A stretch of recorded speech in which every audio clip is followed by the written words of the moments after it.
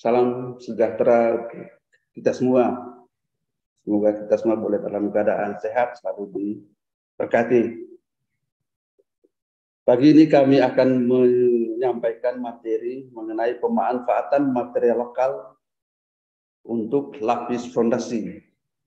Jadi sini khusus untuk lapis fondasi. Dan kami pikir kita semua sepakat bahwa salah satu faktor yang mempengaruhi kualitas kekerasan jalan kita adalah kualitas material yang kita gunakan. Jadi untuk menghasilkan suatu konstruksi perkerasan jalan yang baik dan memadai, diperlukan penggunaan material yang berkualitas baik. Dan kualitas material itu umumnya ditentukan atau ditetapkan dalam bentuk standar maupun spesifikasi.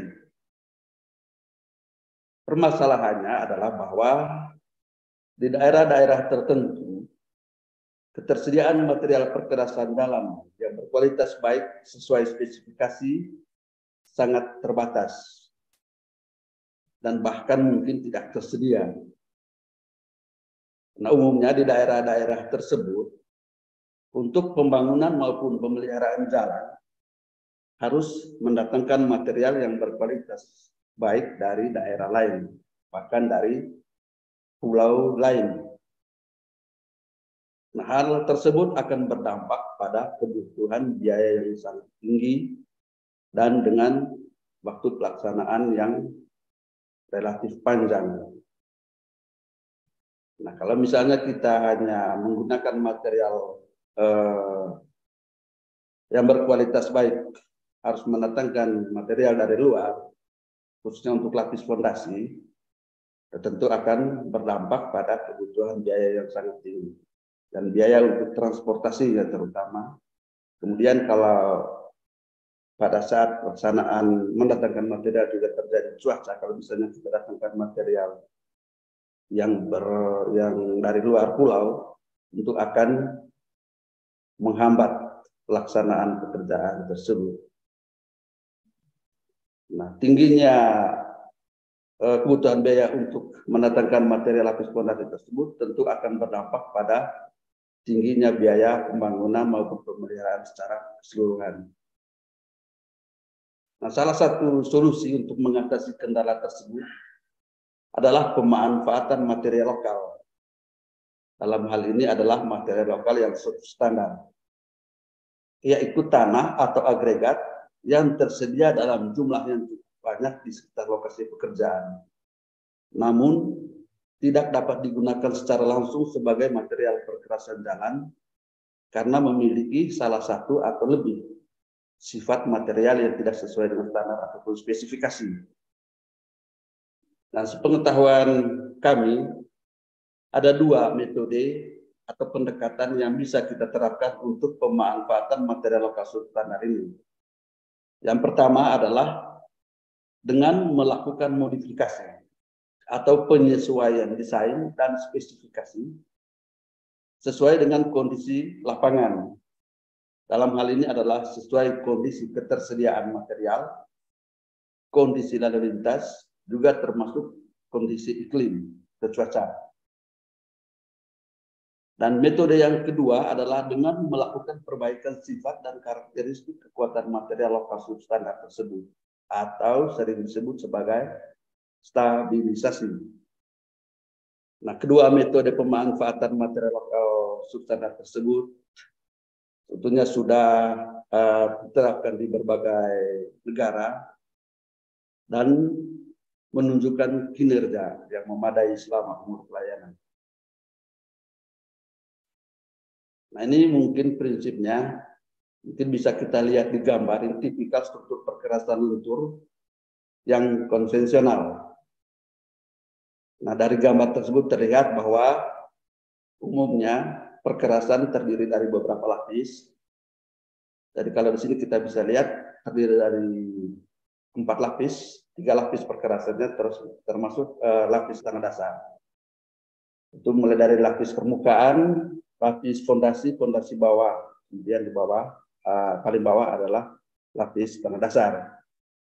Kemudian gambar yang di bawahnya itu adalah distribusi beban lalu lintas pada perkerasan lentur konvensional, pada perkerasan lentur umumnya.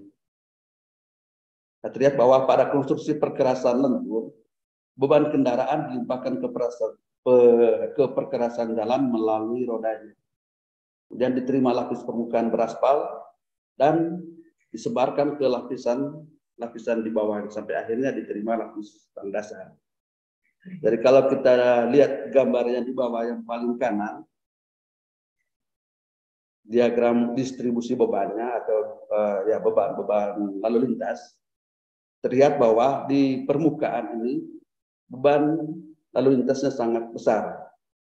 Beban lalu lintas yang diterima lapis permukaan ini besar. Kemudian makin ke bawah relatif makin kecil. Ini kalau yang warna biru ini adalah distribusi beban kendaraan berat. Kemudian yang agak kekuningan ini untuk lalu lintas ringan. Sehingga akhirnya beban yang diterima lapis tanah dasar relatif kecil. Nah ini untuk desain perkerasannya ini kita belajar. Yang umum digunakan kita bisa mengacu ke ASTO untuk mendesain konstruksi perkerasan lentur. Kita bisa menggunakan rumus yang paling atas sebelah kanan, SN sama dengan A1D1 plus sigma AI DI EB. Dengan keterangan A1 adalah koefisien layer, kemudian D adalah ketebalan.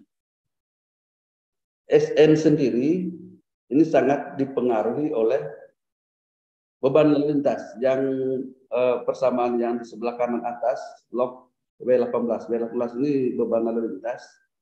Kemudian ini ada tanda anak panah, ini adalah SN. Jadi berdasarkan beban lalu lintas ini, nanti akan ketemu SN. SN ini adalah kekuatan struktur yang diperlukan untuk mengakomodasi beban lalu lintas yang lewat. Jadi kekuatan struktural perkerasan harus mampu menerima beban kendaraan yang melewati. Jadi SN harus bisa mengakomodasi beban sebesar log 18 ini. Nah, kekuatan struktural secara keseluruhan dipengaruhi oleh kekuatan dan ketebalan dari masing-masing lapisan. Kemudian daya dukung tanah dasar, faktor drainase lapis fondasi juga sangat berpengaruh. Nah, dalam kasus pemanfaatan material lokal atau material yang tidak memenuhi standar, maka di sini ada beberapa solusi atau beberapa alternatif. Yang pertama adalah gunakan material lokal substandar tersebut, tetapi dengan ketebalan yang lebih tebal. Yang kedua, gunakan lapis beraspal yang lebih tebal. Terus yang ketiga adalah tingkat kekuatan tanah dasar. Jadi intinya bahwa kekuatan material dan ketebalan yang kita rancang itu harus sedemikian rupa sehingga mencapai SN sesuai beban lalu lintas yang lewat. Nah, ini adalah tipikal pemanfaatan material lokal substandar di berbagai negara. Nah, seperti yang tadi disampaikan bahwa pemanfaatan material lokal dengan melakukan modifikasi atau penyesuaian desain dan spesifikasi ini sudah diterapkan di berbagai negara. Misalnya di Botswana. Nah, di sana jenis material adalah kalkrit. Kalkrit ini memiliki kekuatan rendah, gradasi buruk, plastisitas tinggi. Tapi dia masih bisa kita gunakan untuk lapis fondasi.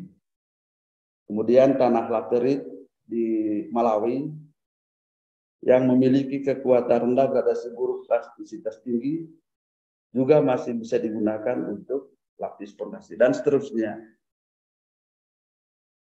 Selanjutnya, ini adalah spesifikasi yang direkomendasikan Putandor di tahun 2003 untuk pemanfaatan material lokal kalkrit di Botswana.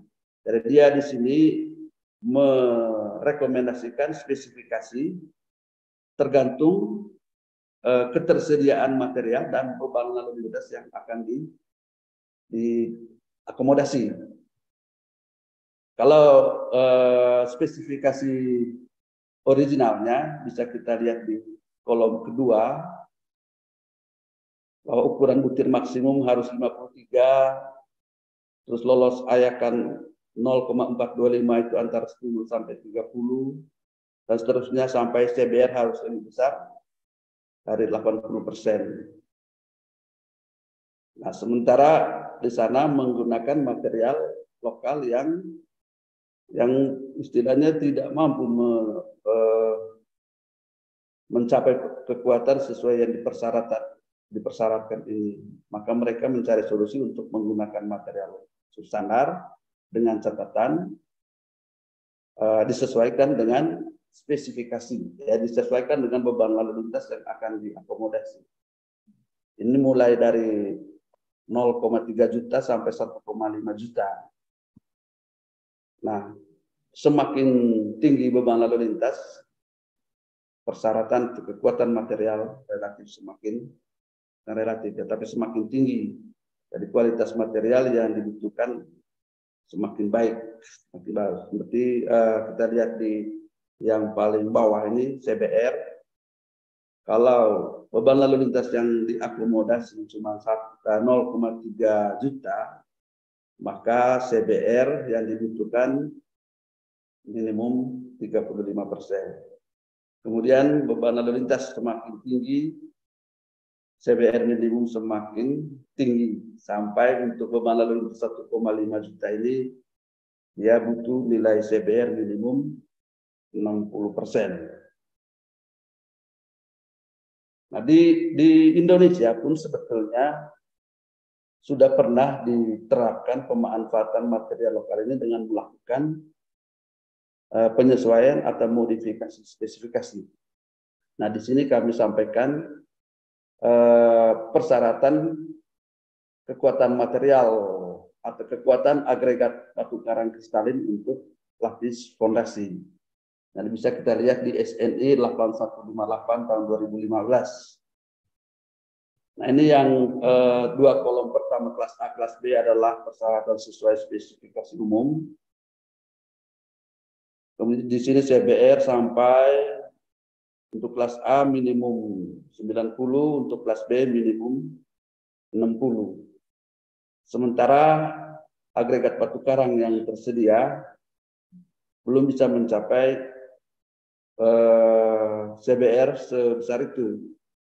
Nah, karena itu dilakukan modifikasi agar batu karang kristalin itu dapat dimanfaatkan. Nah, ini penetapan ini dilakukan berdasarkan kajian-kajian di laboratorium. Di sana ditetapkan bahwa agregat kelas A kristalin cuma memiliki CBR minimum 60, artinya di bawah persyaratan spesifikasi umum. Untuk kelas B lebih besar atau sama dengan 35%. Nah, ini adalah foto-foto pelaksanaannya di lapangan. Ini kami terapkan di Sumba Barat Daya NTT. Dengan desain seperti ini, LPB, LPA, kemudian AC/WC menggunakan, ini semuanya menggunakan agregat batu karang kristalin, mulai dari lapis, bahkan mulai dari timbunan pilihan sampai ke lapis permukaan. Semuanya menggunakan agregat batu karang kristalin. Ini pelaksanaan di lapangan secara umum sama dengan pelaksanaan pemanfaatan material standar yang mulai dari agregat di lapangan, kemudian nanti dihamparkan dengan menggunakan motor grader, selanjutnya disesuaikan kadar airnya, dipadatkan, dan terakhir dilakukan pengujian padatan lapangan. Ini adalah hasil pelaksanaan dari kondisi jalan pada tahun 2012, jadi umur sekitar 6 bulan setelah dilaksanakan. Ini pelaksanaannya pada tahun 2011. Dari kondisi 6 bulan seperti yang digambar. Kemudian setelah umur 3 tahun, bisa kita lihat yang di gambar yang di bawahnya. Dan pada umur 3 tahun ini lalu lintasnya sudah semakin tinggi, beban kendaraannya pun sudah semakin berat. Tapi kondisi jalannya masih relatif baik. Nah, kemudian metode pemanfaatan material lokal yang kedua adalah dengan melakukan stabilisasi.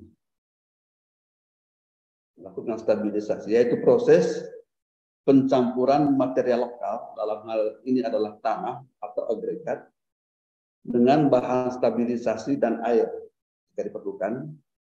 Kemudian dipadatkan sampai mencapai kepadatan sesuai yang ditentukan. Dan untuk stabilisasi menggunakan bahan kimia perlu dirawat dulu selama 7 hari. Nah, di gambar ini bisa kita lihat yang di bawah. Ini adalah proses stabilisasi secara umum di lapangan. Ini bahan stabilisasinya ditebarkan dengan, kebetulan di sini adalah ditebarkan dengan menggunakan alat penebar khusus. Nah, kemudian dilanjutkan dengan pencampuran dengan alat soil stabilizer. Nah, kalau misalnya kadar air awal material yang distabilisasi kering atau kurang dari optimum, maka perlu ditambahkan air. Nah, biasanya truk tangki air ini posisinya di antara alat penebar dan alat pencampur. Nah, kalau kita menggunakan alat yang bagus, biasanya air itu didistribusikan melalui alat pendistribusi dari alat pencampur ini. Nah, kemudian nanti setelah pencampuran dilanjutkan dengan pemadatan. Nah, kebetulan di sini adalah pemadatan dengan menggunakan pet food dan bekas-bekas rodanya nanti akan diratakan dengan menggunakan grader. Grader ini saya perataan bekas-bekas gerigi dari pet food juga nanti untuk pembentukan akhir permukaan lapis material yang distabilisasi. Nah, kemudian nanti terakhir adalah pemadatan dengan stum atau dengan fibro roller. Jadi tujuan dari stabilisasi yang pertama adalah untuk memperbaiki gradasi dan sifat plastisitas, kemudian meningkatkan kekuatan dan keawetan, mengurangi perubahan volume akibat perubahan kadar air dan sebagainya. Nah, material yang telah distabilisasi dapat digunakan sebagai material lapis terdasar subgrade, lapis fondasi bawah, lapis fondasi, dan bahkan untuk lapis permukaan. Nah, ini adalah tipikal lapis stabilisasi. Di lapangan ini yang sebelah kiri adalah stabilisasi untuk subgrade. Material yang telah distabilisasi itu digunakan sebagai material lapisan dasar. Kemudian ada pemanfaatan untuk subbase, terus ada base, dan bisa juga untuk subbase dan base. Nah, teknologi stabilisasi ini secara umum dibagi dua kelompok. Berdasarkan teknik pelaksanaan di lapangan juga termasuk berdasarkan bahan yang digunakan. Yang pertama adalah stabilisasi mekanis. Kemudian yang kedua adalah stabilisasi kimia. Kalau stabilisasi mekanis itu adalah pencampuran 2 atau lebih material. Jadi biasanya untuk memperbaiki gradasi maupun sifat plastisitas, atau yang biasa kita sebut untuk memodifikasi material tanah. Jadi misalnya di sini untuk stabilisasi material yang berbutir halus, kita menggunakan material yang berbutir kasar atau non kohesif. Kemudian material tanah berbutir halus atau tanah kohesif bisa digunakan untuk memodifikasi atau menstabilisasi material yang berbutir kasar. Nah, yang perlu kita perhatikan di sini adalah jumlah pemakaiannya. Bahwa jumlah pemakaian material ini harus sedemikian sehingga tidak mengakibatkan, tidak justru menurunkan kekuatannya. Misalnya material tanah berbutir kasar yang relatif cukup tinggi nilai CBR-nya. Kemudian kita stabilisasi menggunakan tanah kohesif supaya dia lebih stabil dan tahan awet, tahan cuaca, tahan gerusan. Maka dia gunakan yang non kohesif, gunakan yang kohesif. Nah, jumlah pemakaian tanah kohesifnya itu harus diatur, harus didesain sedemikian sehingga tidak akan menyebabkan kekuatan atau CBR dari material tanah berbutir kasar justru menurun cukup signifikan. Yang kedua adalah penggunaan geosintetik, geokomposit, fiber untuk perkuatan material juga tergolong dalam stabilisasi mekanis. Itu menurut FHWA. Kemudian stabilisasi kimia. Stabilisasi kimia juga menurut FHWA dibagi menjadi dua kelompok berdasarkan jenis bahan kimia yang digunakan. Yang pertama adalah stabilisasi menggunakan bahan kimia konvensional. Ini mencakup stabilisasi dengan semen, stabilisasi dengan kapur, stabilisasi dengan fly ash, kemudian bitumen, ataupun kombinasinya. LC itu adalah kombinasi kapur dan semen, L dan FA kombinasi antara kapur dan fly ash, dan seterusnya. Nah, kemudian yang kedua adalah stabilisasi menggunakan bahan kimia non konvensional. Jadi bahan kimia non konvensional ini adalah bahan kimia yang memang diproduksi khusus untuk stabilisasi tanah. Nah, itu berbagai jenis, bahkan udah puluhan jenis bahan kimia non konvensional yang terkenal. Tapi FHWA menggolongkannya menjadi 7 berdasarkan jenis atau jenis bahan kimia yang dominan atau berdasarkan mekanisme kerjanya sebagai bahan stabilisasi. Itu ada disebut electrolytes atau ionik, kemudian ada yang berbasis enzim, berbasis lignosulfonate, kemudian ada yang berbasis garam, petroleum resins, polimer, dan triresins.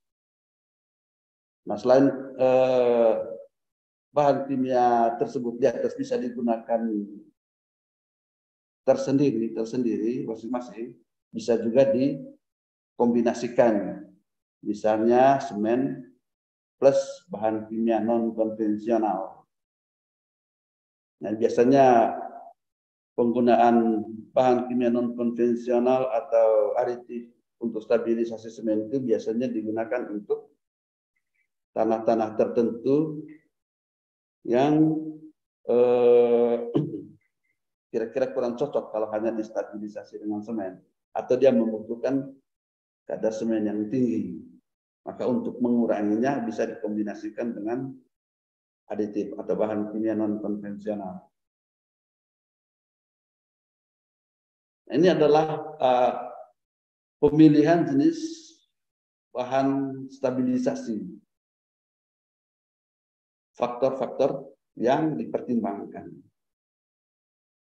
Satu jenis material tanah yang stabilisasi. Jadi walaupun tersedia berbagai jenis bahan stabilisasi, tapi belum tentu cocok atau sesuai untuk menstabilisasi tanah yang mau kita stabilisasi. Jadi misalnya di lapangan tersedia material tanah lempung atau tanah lanau. Nah, jenis bahan stabilisasi yang kita gunakan Ya tidak, artinya tidak semua jenis bahan stabilisasi yang tersedia bisa digunakan untuk menstabilisasi material tanah lempung tersebut. Tapi nanti kita pilih kira-kira mana yang sesuai, mana yang cocok. Atau setiap bahan stabilisasi, semua jenis bahan stabilisasi bisa kita gunakan untuk menstabilisasi jenis material apa saja. Itu sebetulnya juga enggak bisa. Tetap ada kesesuaian material yang mau distabilisasi dengan bahan stabilisasi yang kita gunakan.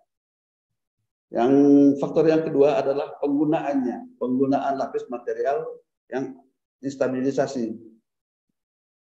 Jadi apakah nanti akan digunakan sebagai subgrade, apa digunakan sebagai subbase, atau bahkan digunakan untuk lapis permukaan.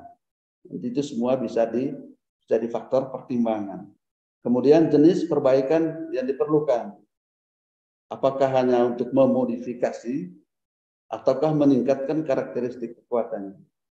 Jadi tadi seperti yang dijelaskan sebelumnya bahwa modifikasi ini sebetulnya hanya untuk memperbaiki gradasi maupun sifat plastisitas tanah. Ataukah untuk meningkatkan kekuatan atau daya dukungnya juga merupakan faktor yang harus dipertimbangkan. Kemudian persyaratan kekuatan dan durabilitas lapis material tanah yang distabilisasi. Juga nanti ada faktor biaya, juga kondisi lingkungan. Nah, tahapannya atau tahapan pemilihannya seperti yang terlihat di bagian kanan. Yang pertama, kita menentukan jenis atau klasifikasi material tanah yang distabilisasi. Jadi dalam hal ini adalah kita melakukan pengujian analisis distribusi ukuran butir atau analisis saringan dan batas Terber. Kemudian nanti tentukan sifat jenis ataupun klasifikasinya. Kemudian berdasarkan jenis material yang mau distabilisasi, tentukan atau pilih jenis bahan stabilisasi yang sesuai.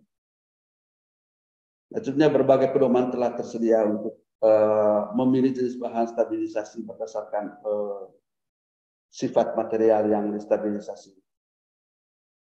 Punya bahan stabilisasi yang dipilih dapat berupa kombinasi 2 atau lebih dari jenis bahan stabilisasi yang ada. Yang kemudian tahap ketiga adalah menentukan jumlah bahan stabilisasi yang diperlukan. Jadi setelah kita memilih jenis bahan stabilisasinya, kemudian di laboratorium kita coba melakukan percobaan campuran. Jadi dengan menggunakan berbagai variasi kadar bahan stabilisasi, ditentukan sifat dan kekuatannya yang bisa dicapai. Kemudian nanti berdasarkan kekuatan yang bisa dicapai tersebut, kita bisa kita plotkan dalam bentuk kurva. Kemudian kita menentukan rentang atau kadar bahan stabilisasi yang memenuhi atau yang mampu menghasilkan kekuatan sesuai persyaratan spesifikasi. Nah, kemudian di sini juga ada kita menggunakan 1 atau 2 jenis bahan stabilisasi lainnya sebagai alternatif. Kemudian kita bandingkan nanti mana yang paling efektif, itu yang akan kita pilih. Nah, ini adalah beberapa pedoman atau acuan awal kita untuk memilih jenis bahan stabilisasi. Nah, di yang tabel yang pertama berdasarkan Nasra, terus yang sebelah kanan Austrod. Ini Austrod ini punya pengembangan dari Nasra. Kalau menurut Nasra, stabilisasi dengan semen cocok untuk material yang tertahan yang lolos nomor 200-nya. Ini yang tertahan sebetulnya ya. Yang tertahan lolos 200-nya lebih besar dari 25%. Jadi tanah-tanah yang berbutir dengan nilai PI lebih kecil atau sama dengan 20. Untuk jenis material tanah yang sama, tapi PI-nya lebih besar dari 20, maka Nasra di sini dinyatakan meragukan. Artinya bisa berhasil, bisa juga gagal. Kemudian yang di sebelah kanan, hampir semua material lolos 200 lebih kecil dari 25%. Oh, ini yang tadi yang berbutir kasar. Yang lolos 200-nya lebih kecil dari 25%. Untuk semua PI bisa kita menggunakan semen. Nah, tadi yang di sebelah kanan ini lebih besar 25% lolos 200, ini material yang berbutir halus. Kemudian stabilisasi dengan kapur. Itu juga yang biru ini adalah yang sesuai. Jadi ketika material berbutir halusnya lebih besar, ketika material berbutir halus atau yang lolos 200-nya lebih besar 25%, tapi PI-nya lebih kecil atau sama dengan 10, Nasra mengatakan bahwa itu meragukan. Bisa berhasil, bisa tidak. Jadi stabilisasi semen hanya cocok untuk PI lebih besar dari 10. Nah, untuk material yang berbutir halus. Sementara material berbutir kasar itu hanya bisa digunakan untuk material yang memiliki PI lebih besar 10 dan seterusnya. Kemudian kalau dibandingkan dengan Astro, ini hampir sama. Cuman kalau di Nasra ini khusus untuk semen.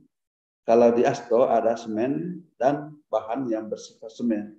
Jadi bahan yang bersifat semen itu termasuk fly ash misalnya.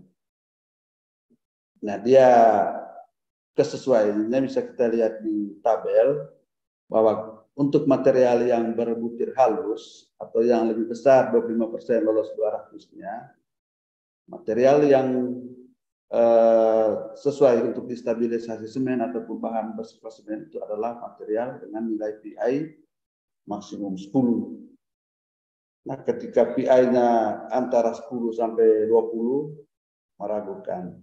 Kemudian yang ke kanannya relatif sama. Kemudian ini adalah pemilihan jenis bahan stabilisasi kimia konvensional berdasarkan FABA. Nah, di sini walaupun dari lalu lintas iklim kondisi medannya tidak dibatasi, tapi juga seperti yang di Nasra sama Ausrod, pemilihannya tetap tergantung pada jenis tanah yang digunakan. Nah, cuman di sana dinyatakan bahwa stabilisasi semen cocok untuk digunakan, dapat digunakan untuk berbagai jenis tanah, kecuali tanah dengan kadar organik tinggi atau mengandung sulfat. Kapur digunakan untuk tanah lempung kohesif dengan PI lebih besar 15 dan seterusnya. Ini ada stabilisasi dengan fly ash, juga stabilisasi dengan bitumen atau aspal. Nah, kemudian pemilihan jenis bahan stabilisasi kimia non konvensional.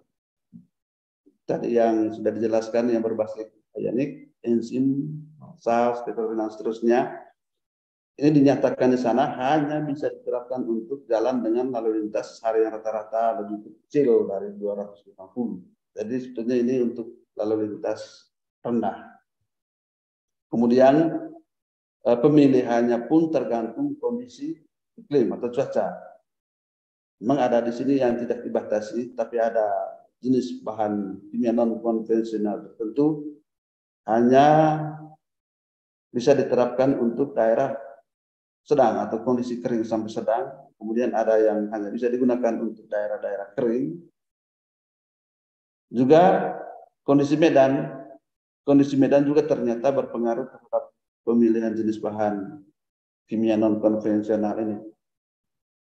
Jadi ada bahan kimia tertentu hanya bisa digunakan untuk daerah datar atau datar sampai sedang. tidak direkomendasikan untuk daerah-daerah tinggi, daerah-daerah pegunungan. Kemudian jenis tanah pun dibatasi untuk yang ainek, tanah dengan kadar lempung dan pH tertentu. Ini semua bisa kita lihat di tabel.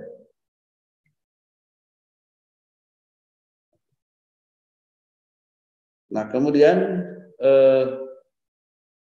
di Indonesia pemanfaatan atau metode pemanfaatan material lokal dengan melakukan stabilisasi ini sebetulnya sudah diterapkan atau sudah ditetapkan dalam beberapa spesifikasi, termasuk spesifikasi umum seksi 54. Itu adalah di sana stabilisasi tanah dengan semen untuk perbaikan tanah dasar dan lapis fondasi. Kemudian stabilisasi materi alam lokal dengan semen untuk lapis fondasi. Itu ditetapkan dalam SKH 1.512. Nah, perbedaannya di sini, kalau ini sifatnya umum, kalau yang di sebelah kanan itu sebetulnya khusus untuk tanah-tanah berbutir, sirtu, dan material alam lokal dengan semen. Tapi prinsip desain maupun pelaksanaannya di lapangan sama saja, cuma bedanya di ketentuan materialnya. Kemudian ada lagi spesifikasi khusus seksi 1, spesifikasi khusus 154, yaitu lapis fondasi semen komposit tanah. Kemudian ada spesifikasi khusus lapis fondasi tanah kapur semen. Ada di SKH 1.511. Nah, di setiap spesifikasi tersebut, ya, umumnya berisi tentang ketentuan-ketentuan mengenai bahan, campuran atau prosedur pencampurannya di laboratorium, desain di laboratorium, kemudian ketentuan mengenai percobaan lapangan, pelaksanaan pengendalian mutu, sampai dengan pengukuran dan pembayaran. Ini bisa kita lihat sendiri di masing-masing spesifikasi ini. Nah, ini secara umum stabilisasi tanah dengan semen sesuai spesifikasi umum 2018 revisi 2 seksi 54. Jenis material tanah yang digunakan adalah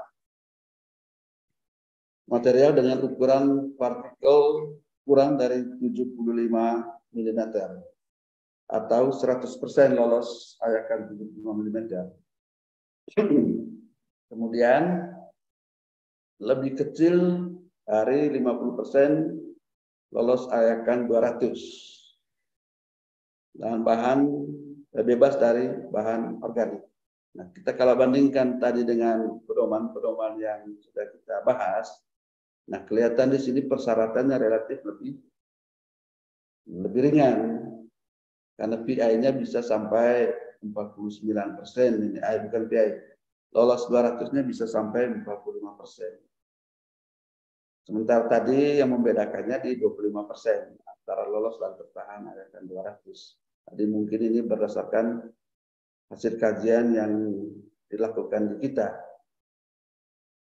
Nah, di sana stabilisasi tanah dengan semen digunakan untuk perbaikan tanah dasar dan untuk lapis fondasi.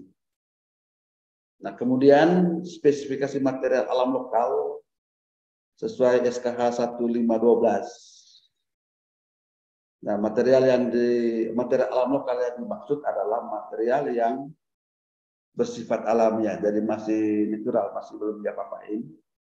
Itu berupa campuran pasir dan batu atau sirtu dengan batasan gradasi dan sifat plastisitas tertentu. Jadi di sini gradasi materialnya pun ditentukan walaupun sangat-sangat longgar. Nah, kemudian material alam lokal yang telah distabilisasi digunakan untuk lapis fondasi dan disebut sebagai lapis fondasi semen dengan material alam lokal. Nah, kemudian ini stabilisasi semen dengan aditif atau kombinasi antara semen dengan bahan kimia non konvensional. Nah, untuk stabilisasi tanah dengan semen dan aditif ini, proses pencampuran materialnya sama dengan stabilisasi menggunakan semen. Namun untuk aditifnya sendiri, untuk penyemprotan air ya, termasuk penyemprotan atau pengaplikasian aditifnya sendiri, itu tergantung jenis aditif yang kita gunakan. Tadi untuk stabilisasi tanah yang menggunakan aditif berbentuk bubuk, tapi dapat larut dalam air, maka aditif tersebut harus dicampur dulu atau dilarutkan terlebih dahulu di dalam air. Baru selanjutnya material dicampur dengan semen sesuai kebutuhan dan air yang telah mengandung aditif sampai mencapai kadar air optimum. Kemudian dipadatkan dan dirawat selama 7 hari. Penggunaan aditif ini terutama untuk stabilisasi material tanah yang membutuhkan kadar semen tinggi atau sebesar 8%. Nah, di spesifikasi umum dibatasi di sana semen, jumlah pemakaian semen yang maksimum 8%. Kalau misalnya hasil desain kita di laboratorium, jumlah pemakaian semen yang dibutuhkan lebih dari 8%, maka untuk mengurangi semennya itu kita tambahkan dengan aditif. Nah, aditif pun ditetapkan di sana maksimum 2% terhadap beras semen.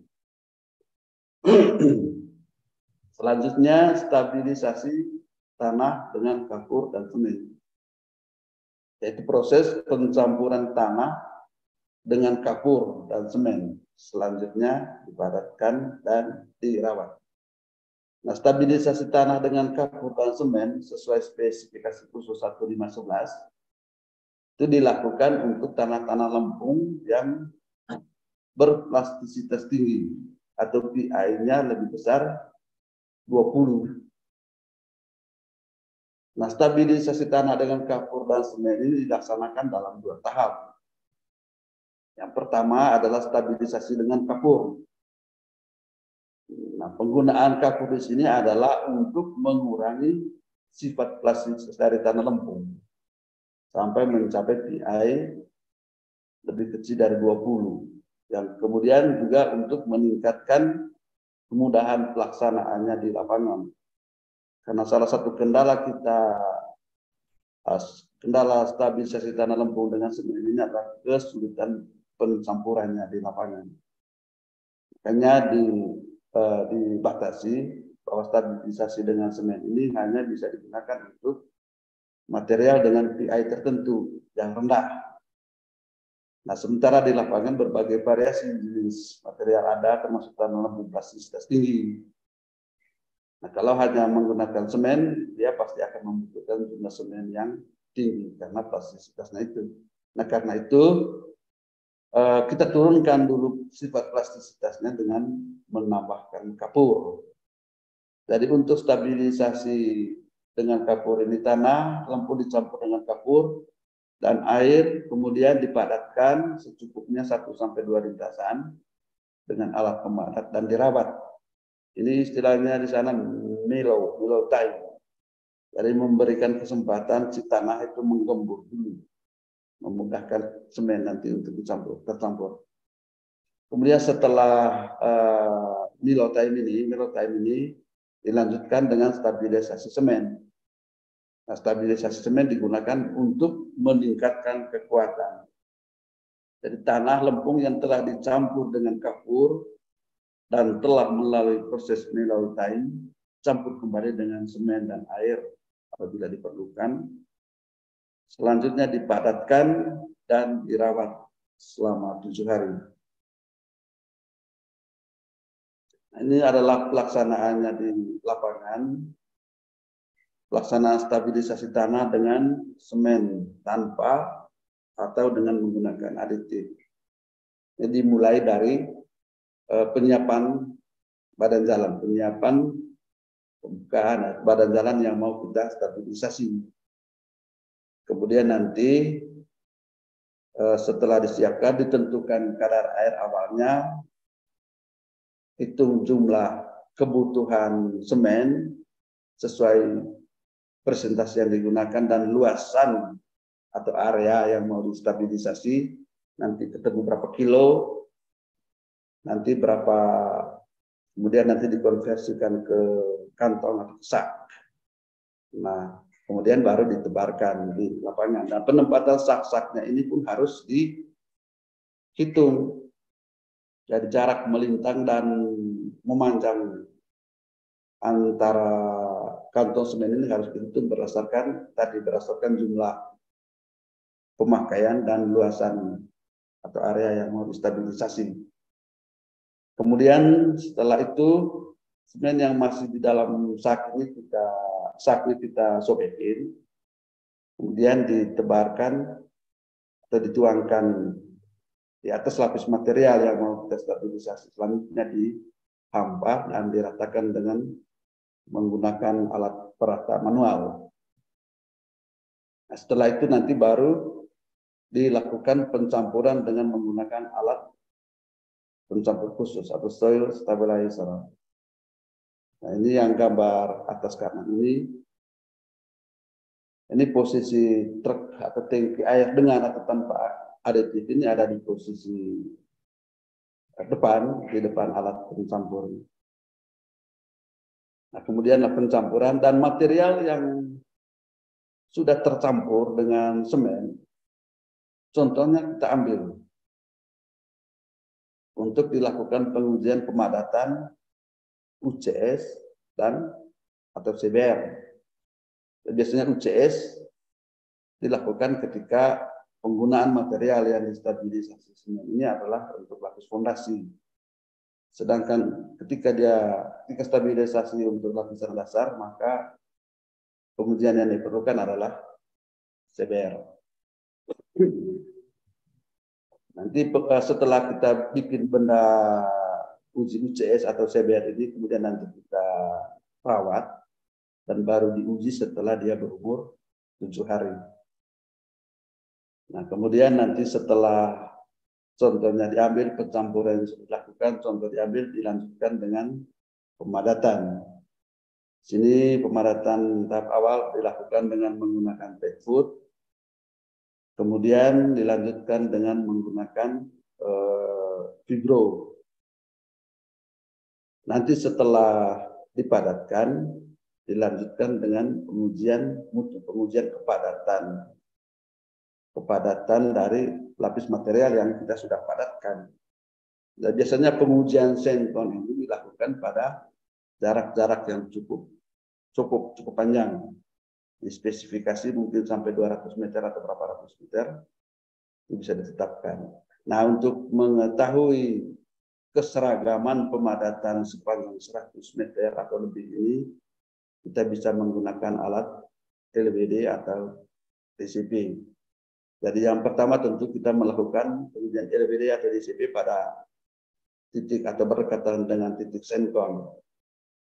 Kemudian nanti maju setiap berapa meter, uji, kemudian nanti cek apakah pemadatan atau kepadatan yang dicapai seragam atau enggak. Ini keseragamannya ini bukan berdasarkan nilai, tapi berdasarkan nanti dibandingkan dengan nilai SPR yang nilai kepadatan yang berdasarkan hasil uji senkon.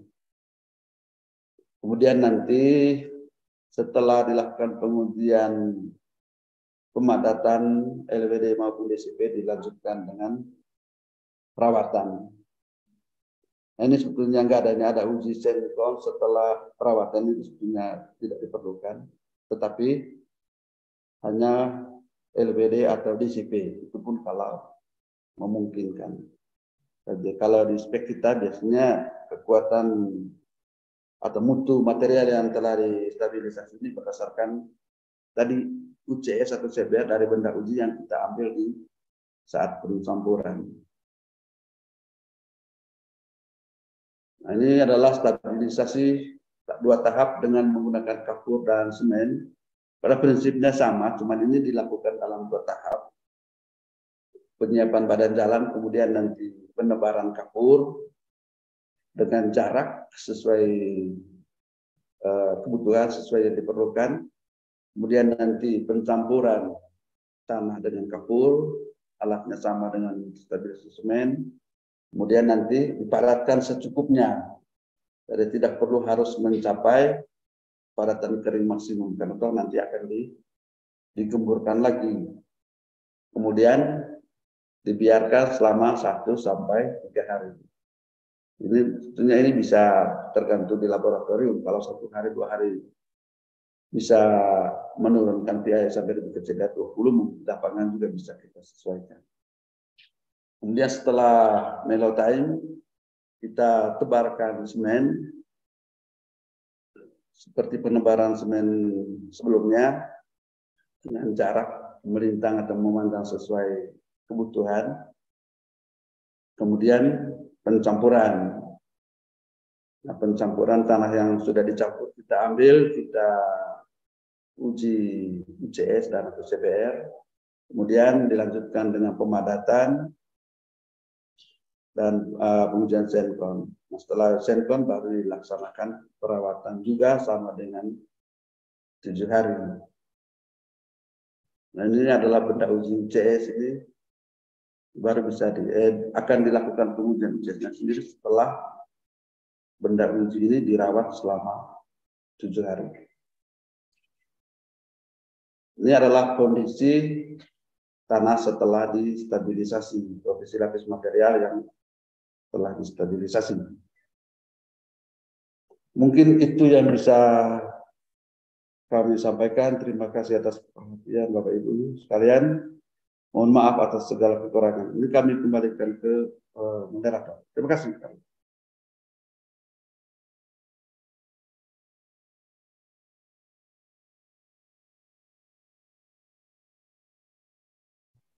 Baik Pak Tirta, terima kasih atas paparannya. Ini dari sisi waktu sudah 4 kali ya, sudah jam 10. Ini kita punya waktu 30 menit kira-kira untuk diskusi dan tanya jawab. Kami persilakan kalau sudah ada ini panitia yang sudah mencatat apa saja menjadi bahan pertanyaan peserta.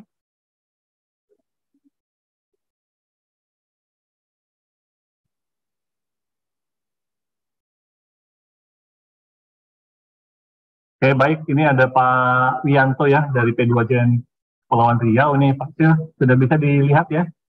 Jadi yang ditanyakan ini terkait dengan masa pengerasan.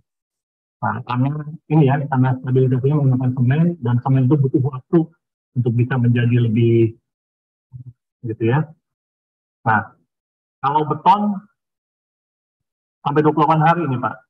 Nah, kalau kemudian dia dinyatakan kekuatannya berhenti. Nah, kalau stabilisasi semen ini berapa hari Pak? Dan konsepnya kalau sempat diamati sampai 28 hari atau sampai bertahun-tahun, kira-kira bagaimana nih Pak? Apakah kekuatannya tetap meningkat atau bagaimana? Mohon dijelaskan Pak Sil. Oh iya Pak, terima kasih Pak. Kalau sebetulnya ini sama dengan beton ya Pak ya. Ya semakin lama umur perawatan, ya nilai UCS-nya semakin tinggi. Cuman memang mungkin ada batasan tertentu sampai seberapa lama dia di lapangan tentunya. Karena nanti ada satu faktor utama itu adalah apa namanya? Ya kemungkinan bisa pecah atau retak ya. Tapi pada prinsipnya kalau hanya sebatas apa namanya sampai 28 hari itu sebetulnya meningkat dari berdasarkan hasil kajian kita di laboratorium, Pak. Kalau kita di lapangan pun perawatannya sampai berapa hari atau 7 hari, kemudian nanti ditutup dengan material lain di atasnya. Kemudian nanti kita tes lagi, nanti kekuatannya akan meningkat, Pak. Mungkin gitu, Pak. Terima kasih, Pak.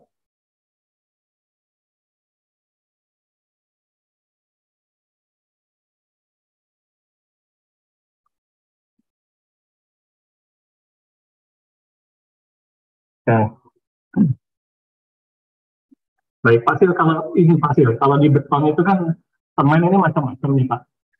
Ada macam-macam lah ya, ada tipe 1, tipe 2, ada PVC, PCC.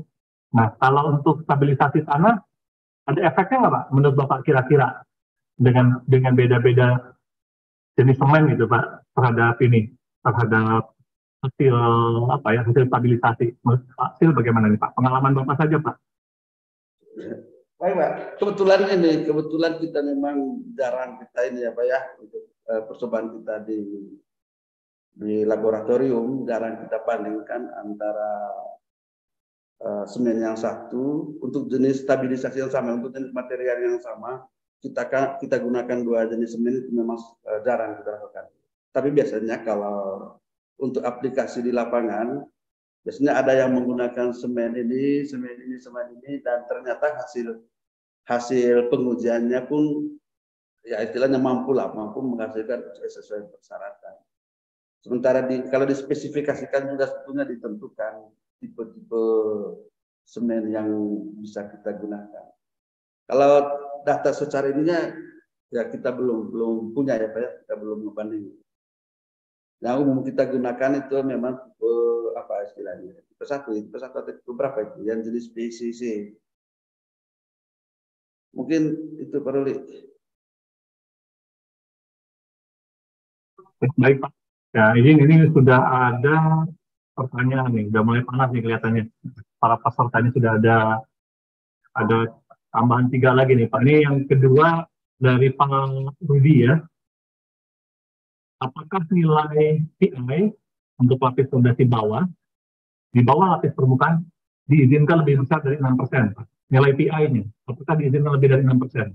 Yang kedua, tantangan dalam penggunaan material lokal adalah rekayasa pada lapis fondasi yang harus menurunkan dulu PI-nya supaya daya dukung tanah dasarnya bisa ditingkatkan. Nah, kalau untuk tanah lempung, untuk bisa mendapatkan daya dukung yang baik, biaya ini nanti akan besar atau bagaimana nih Pak? Jadi ada 2 pertanyaan nih. Yang pertama mengenai batasan nilai PI, ya, terus berapa? Dan kemudian kalau untuk stabilisasi tanah lempung ini, apakah betul pendapat akan membutuhkan biaya yang besar, Pak? Terima kasih Pak. Kalau dari yang terakhir mungkin ya Pak ya, untuk stabilisasi tanah lempung, ya mungkin saja ya Pak, mungkin saja biayanya tinggi. Karena yang pertama mungkin apalagi kalau dia akan digunakan sebagai material lapis fondasi, berarti kan butuh kekuatan yang tinggi. Jadi untuk mencapai kekuatan yang tinggi ini membutuhkan semen yang juga tinggi. Nah, tapi dispesifikasikan dibatasi 8%. Nah, ketika nanti hasil desain kira-kira butuh semen 8% lebih, maka digunakan aditif, gitu kan. Nah, kita memang ini belum sampai ke biaya. Tapi kalau menurut kami, kalau kita bandingkan dengan mendatangkan material dari luar, ya, kemungkinan pemanfaatan material tanah lempung dengan melakukan stabilisasi 2 tahap atau menggunakan aditif, ya kemungkinan lebih murah sih Pak. Tapi kalau secara pastinya sih kita belum sampai ke analisis biaya. Nah, nanti itu persyaratannya memang tanah lempungnya itu sendiri harus dimodifikasi dulu. Yang pertama mungkin mengurangi sifat plastisitasnya, apakah harus dicampur dengan material lain kah untuk mengurangi plastisitasnya, atau bisa kita menggunakan kapur dulu, atau menggunakan aditif. Mungkin begitu Pak Ruli kalau untuk stabilisasi tanah lempung. Kemudian tadi yang kedua, apa lagi tadi? Sorry. Ini Pak, tadi yang pertama kan mengenai PI, yang kedua mengenai biaya Pak. PI, tadi stabilisasi. Batasan PI-nya ini berapa, Pak? Untuk yang stabilisasi metode apa, Pak? Kira-kira? Subbase ini, Pak, ada di layar nih, Pak. Ada sebentar, sorry, Pak. Di layar. Izin bertanya semua. Ini, Pak, ini. Oh, apakah nilai PI lapis fondasi bawah saat ini?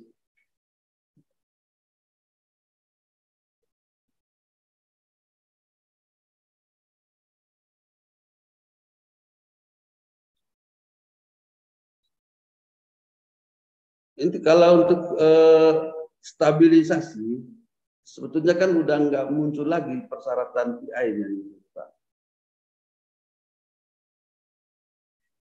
Jadi nggak muncul, makanya distabilisasi memang salah satunya untuk memodifikasi PI ini. Cuman persyaratannya setelah distabilisasi, tentunya nggak muncul lagi persyaratan PI karena dianggap mungkin dianggap sangat kecil, bahkan tidak bisa diuji lagi lapis fondasi bawah, apalagi lapis fondasi bawah ini kan subbase ya. Jadi penggunaan material tanah untuk lapis fondasi bawah kan itu kira-kira maksudnya ini. Karena ini punya atau tanpa bahan pengikat. Kalau tanpa bahan pengikat saya rasa di spek umum juga sudah tertentu ya, mungkin sampai 12 kalau saya tidak salah ya. Bisa digunakan sebagai lapis fondasi bawah. Cuman kalau lapis fondasi bawah langsung di bawah lapis permukaan ini, itu yang mungkin ada masalah ya. Karena hampir perkerasan kan setelah lapis permukaan yang beraspal tentunya, baru lapis base, kemudian baru subbase. Kemudian yang berikutnya tantangan dalam penggunaan materi lokal dalam rekayasa materi lapis fondasi harus menurunkan nilai PI, paham, dan upaya meningkatkan daya dukung tanah dasar. Dalam kasus di atas tanah lempung,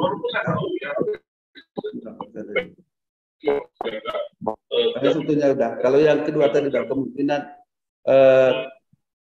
dibandingkan mengganti material tanah lempung dengan mendatangkan material tanah yang dari luar. Kami rasa dengan melakukan stabilisasi itu masih relatif lebih murah, Pak. Kalau menurut saya, saya juga belum sampai ke analisis biaya. Mungkin itu Pak. Terima kasih. Saya.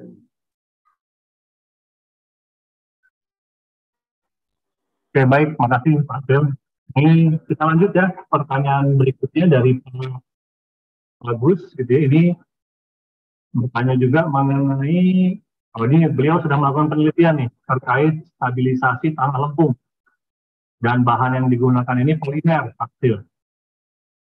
Nah, setelah diuji, ternyata kekuatan tanah lempung ini meningkat, Pak, mekanisnya. Kelihatannya uji mekanisnya UCS ya, Pak ya? Nah, namun selain kekuatan mekanisnya meningkat, ada potensi swelling yang juga ikut meningkat. Jadi lempung distabilisasi dengan polimer, nilai UCS-nya meningkat, tapi potensi swellingnya meningkat. Nah, beliau bertanya nih, kalau gitu pakai polimer ini cocok nggak nih untuk stabilisasi? Karena ada potensi uplift katanya, Pak. Nah, gimana pendapat Pak Sylvester mengenai ini, Pak? Oh ya, baik Pak, terima kasih Pak. Kalau pengalaman kita memang, kalau penggunaan polimer itu akan sangat atau lebih efektif untuk material yang berbutir karena dia mekanisme kerjanya itu ngikat. Saya nggak tahu ini polimernya seperti apa, tapi ngikat. Kalau untuk penggunaannya untuk tanah lempung, ya mungkin juga perlu dievaluasi lagi. Kalaupun dia meningkat mungkin saja, tapi peningkatannya sampai seberapa jauh juga mungkin perlu kita evaluasi. Nah, kemudian setelah dilakukan stabilisasi menggunakan ini justru swellingnya meningkat. Nah, itu juga apakah polimernya juga ini sifatnya menyerap air atau bagaimana? Ya, tapi biasanya tanah lempung tanah lempung, kalau tanah aslinya sudah memiliki swelling yang tinggi, dengan melakukan stabilisasi umumnya ya Pak ya, umumnya dengan melakukan stabilisasi swellingnya akan menurun. Tapi kalau misalnya swellingnya justru meningkat, nah itu mungkin juga perlu dievaluasi desain atau pengujian kita di laboratorium. Yang pertama, kadar air Pak. Kadar air. Ketika kita uji stabilisasi air, ketika kita melakukan pengujian CBR misalnya, CBR tanah lempung dengan kadar air yang cukup tinggi, ya kemungkinan swellingnya kecil. Tapi ketika kita stabilisasi menggunakan polimer, nah kadar air pemakdatannya ini apakah sesuai dengan kadar air optimum atau bagaimana? Jangan-jangan untuk stabilisasi ini kadar air pemadatan kita jauh di bawah kadar air pemadatan untuk material asli. Nah, biasanya semakin kering kadar air material, kadar air benda uji kita, dia potensi penyerapan airnya kan semakin tinggi, menyebabkan swellingnya semakin tinggi. Nah, mungkin itu saya rasa mungkin evaluasi prosedur di labnya Pak. Kalau ini kan kalau kita mengacu ke prinsip-prinsip umum stabilisasi ini memang salah satunya adalah mengurangi swelling. Nah, cuma swelling ini terjadi karena apa? Itu mungkin perlu kita evaluasi. Mungkin begitu, Pak Ruli. Baik Pak, terima kasih banyak Pak penjelasannya. Ini ada tambahan lagi pertanyaan dari Pak Gopta Andika Pratama dari PU Kota Surakarta nih. Ini mungkin beliau butuh penjelasan mengenai apa sih UCS itu apa sih Pak? Bedanya UCS sama CBR ini apa? Bedanya Sencon sama DCP ini apa gitu Pak? Kok urusannya sama dengan ini ya tanah kita katakannya kita sedang bikin badan jalan, barangnya ini bisa tanah, tapi kok ada yang ujinya UCS, ada yang ujinya CBR, ada yang ujinya Sencon, ada yang ujinya DCP, ini gimana sih Pak bedanya? Tapi manfaat dari masing-masing pengujian tadi apa yang digambarkan gitu Pak dari masing-masing pengujian, bisa nggak Pak menyampaikan secara ringkas? Nih orang kelihatannya butuh diinikan juga nih Pak. Ini, apa bedanya sama CBR dan kenapa harus ada uji sampel segala di lapangan gitu Pak? oh ya baik Pak. Ini pertanyaan yang ini sangat sulit ya. Kalau secara teori atau apa segala macam saya juga kurang terlalu memahami. Tapi yang pertama mungkin yang dari ini pengujian UCS pengujian UCS kalau yang pernah saya baca pertimbangan salah satunya adalah kepraktisan kita dalam melaksanakan pengendalian mutu di lapangan. Itu informasinya yang saya ini apa ya yang pertama. Karena dengan menggunakan CBR lapangan, menggunakan CBR laboratorium katanya sih butuh peralatan-peralatan yang lebih lah dan butuh tenaga apa segala macam. Sementara kalau pengendalian mutu di lapangan kan banyak sekali contoh-contoh yang harus kita buat. Nah, UCS ini salah satu parameter yang mungkin katanya sih relatif tidak terlalu rumit dan cocok untuk pengendalian mutu yang proyek-proyek luas. Itu yang pertama. Yang kedua, pengujian CBR itu kan ada batasannya Pak. Kalau yang saya tahu ya, pengujian CBR mungkin hanya dibatasi untuk material yang memang CBR maksimumnya sampai 100% aja. Makanya kalau saya tidak salah ini ya, kalau saya tidak salah, biasanya kalau pengujian CBR dilakukan untuk material-material berpredikat atau material-material yang kekuatannya sudah tinggi, menurut literatur pengujian CBR itu sebetulnya sudah tidak efektif lagi. Saya tidak tahu dari segi teorinya bagaimana, tapi itu berdasarkan ke praktisan waktu pelaksanaan pengujiannya. Nah kemudian Pengujian Sencon, ini pengujian Sencon juga sebetulnya udah metode-metode yang masih lama ya Pak ya. Katanya yang sekarang ini sudah bisa langsung uji kekuatan di lapangan. Nah, cuman peralatan yang tersedia di kita itu cukup enggak? Bisa enggak? Karena kalau dengan menggunakan DCP ya belum tentu bisa dilakukan. Maka metode untuk sementara ini tetap mengacu ke metode Sencon atau nanti mungkin alat-alat lain yang memang parameter yang keluarnya itu berupa kepadatan. Gitu. Kemudian pengujian DCP kalau untuk menentukan diterima atau tidaknya juga lapis material yang dipadatkan juga perlu dipertimbangkan karena kondisi di lapangan dengan persyaratan yang dinyatakan dalam spesifikasi itu beda. Kondisi material yang karena DCP kan mungkin dilakukan setelah dipadatkan atau nanti setelah beberapa hari. Sementara kalau kita mengacu ke CBR di laboratorium harus direndam dulu.